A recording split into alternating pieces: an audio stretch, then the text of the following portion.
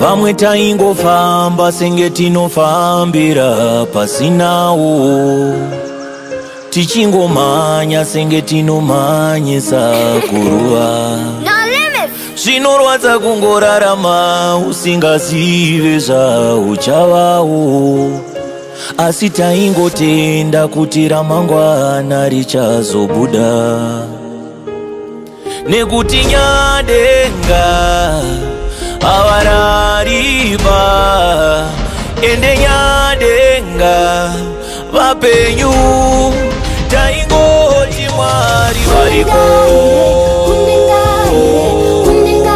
Taingotenda wani nyangwe zvatisingaone, taingoti Mwari variko.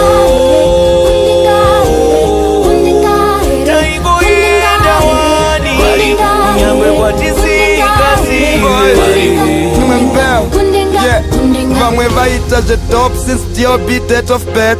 Tiri murima vamwe vaibaka ne Christ on earth. Tichiti zvichanaka taenda kudenga tasiya earth, everlasting life after death. Vatungamiri were full of wrath, vamwe vaitita mafool cause we were full of faith. Mabelief edu anga kagadzirwa nevaye vemazi networth. Mbinjiri vepedyo vachitokata kana network. Tichiti anything can happen, my floods boys, my earthwork. Oh, sika man, Allah, Jehovah God, please, Almighty. We know harizosvike zuva ratichati oh maiti, pazvairema taitsanya tainamata all night. Forgive me, I'm a sinner, I can feel you saying alrighty. Makati usava nekutya uri mandiri ndiri mauri, that means you feature me pese pandinenge ndiri mushauri. Timboti bufu ndufu kudzokera muvu, kutora vana venyu Mwari handioitomori next move. Varipo varipo varipo Mwari varipo varipo varipo varipo varipo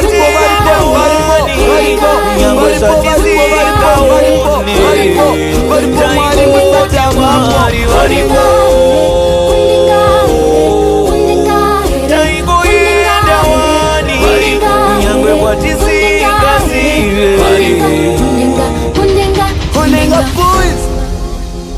kugara senerera tachema, minyama ichitevera tachema, misodzi chingoerera tachema, daima titerera. tachema, Vamwe vakati endai, tozara pano endai, asi takanzi chisimudza meso ako kumakomo.